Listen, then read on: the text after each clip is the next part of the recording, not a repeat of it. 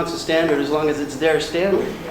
And I do think it's something that governments have to take ownership, as do citizens, is that somehow you have to come to a compromise and figure this out. And certainly a standard is going to be better than a lack of standard. It may not be perfect to what you want, but it could work. And this is such a good example of that. I mean, you've got literally a worldwide initiative that I think has legs, if you like. Yet, it seemed that you couldn't even change the catalog, which is the easier thing to change at this point, right? Instead of going back to the signatories and say, you know what, we're not really good with that word in our catalog here. So, I mean, to me, it's just a breakdown in that whatever it is on your shoulder that says we're better or we know better, and it's not so much that as it's, what's going to work the best to get some movement on this thing. Other comments, follow-ups? Audience? Okay. Okay, sorry. I don't know, just some concerns about like having government shift as like a kind of steward provider of open data, whatever, to like, away from a brokerage role.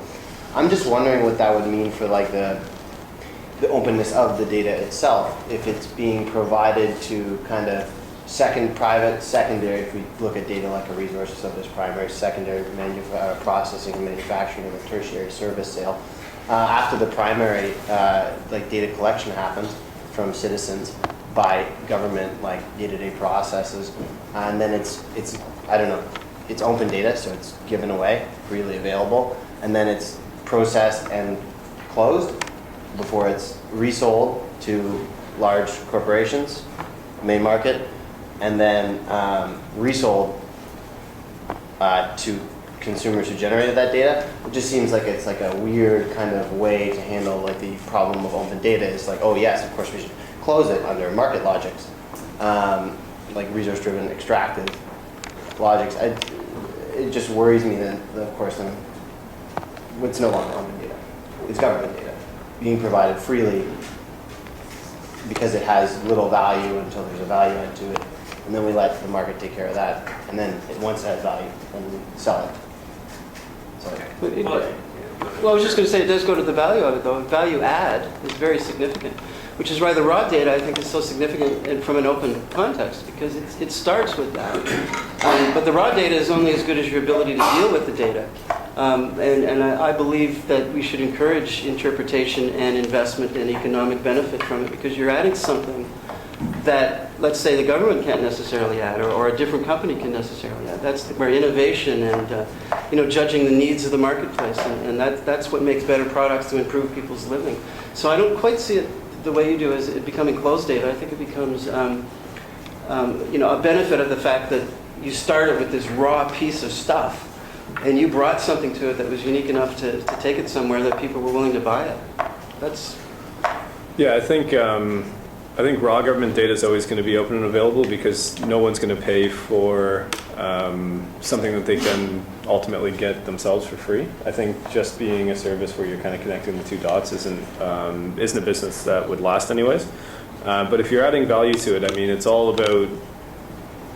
a return on investment for whoever's willing to pay for it. Like if you're going to take locations of schools for all of North America, which could potentially be an open data set released by 10,000 different governments, and you're going to standardize the format and give them a single data set with normalized data, someone's going to look at that problem and say, I could easily do that myself, maybe not easily, but I could, or I could just pay these guys to give me a clean data set. I don't think it's forced into option 2. You're now giving someone an opportunity to make a decision on whether they want to pay for something or if they want to go through all the legwork of doing it. A lot of the larger guys are going to not go through all the legwork to doing it, because the value of them getting clean data is lower than the cost of actually buying it from it. And that's what we're seeing anyways.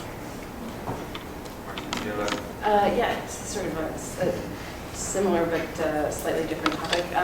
Keith, your point on the data completeness. So that particular point, I think, is sometimes you have to ask, so what does complete mean by to whom? And so I get a little nervous about municipalities or governments in general thinking that they need to have something that's complete from the different hierarchical perspectives from which decisions are made in government, and that just in some cases, you just need to get it out there and say that it may or may not be complete, but this is something that we feel is important as a data set to, and we have heard from many of our stakeholders that this is a necessary data set to get out there, but we have all sorts of warnings on top of that. And I think LA has kind of gone in some of that direction. I don't know if, so LA did this really interesting open data mapping site, like their spatial data, much of their spatial data is, which I can guarantee is probably not completely accurate. They put it out there, and the mayor, in his press release said, hey, it may not be complete, but you as citizens are going to tell us that, and we are going to do something about it. And I think that approach needs to be embraced by many governments. Can I refute?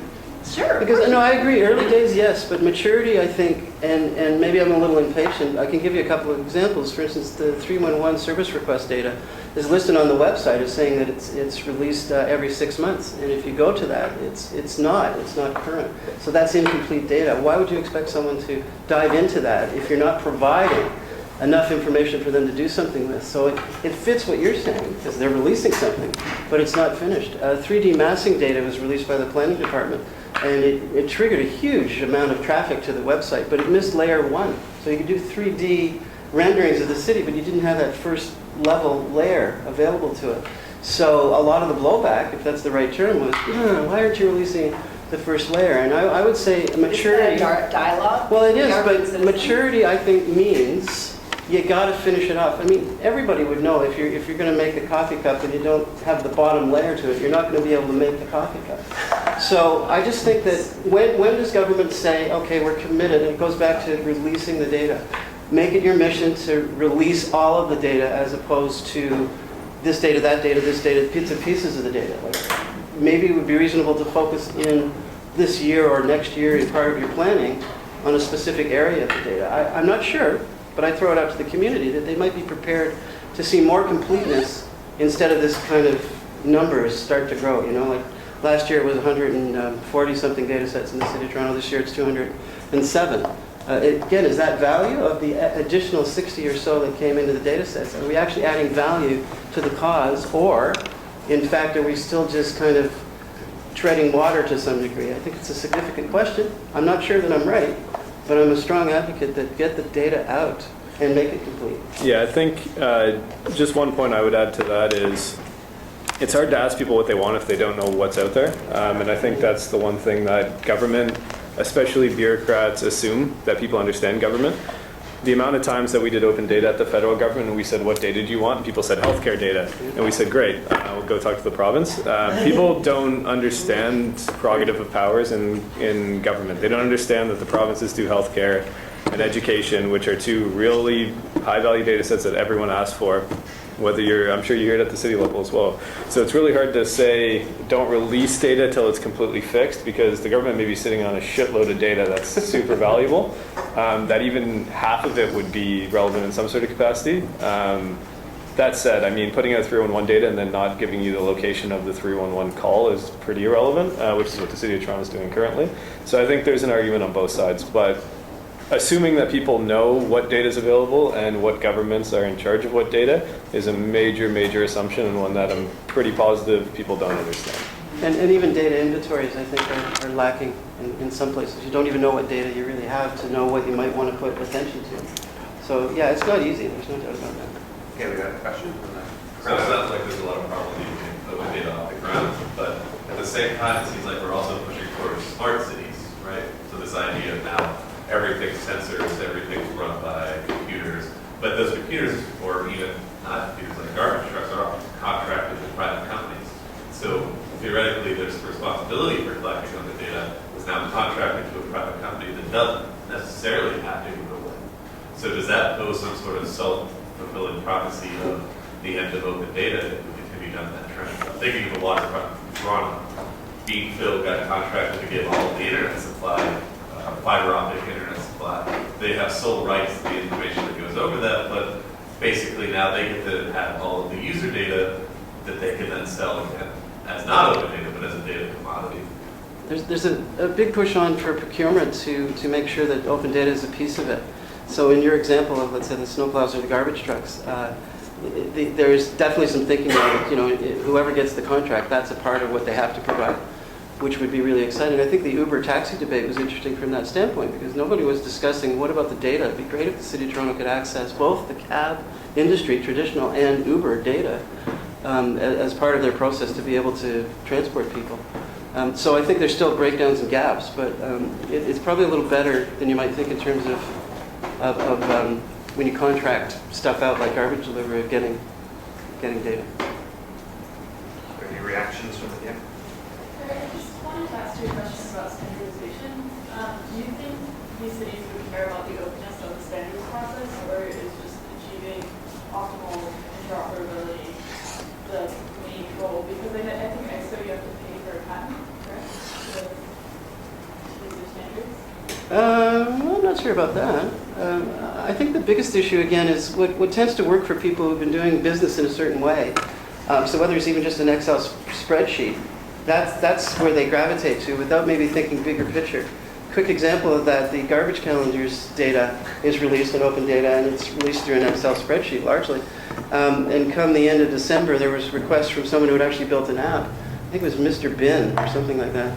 Anyway, Mr. Bin said, where is it? Where is it? You know, it's almost the end of December, and where is it? So we did get it, but it was completely different. So it was a different person providing that data this year. So the whole Excel spreadsheet was completely different.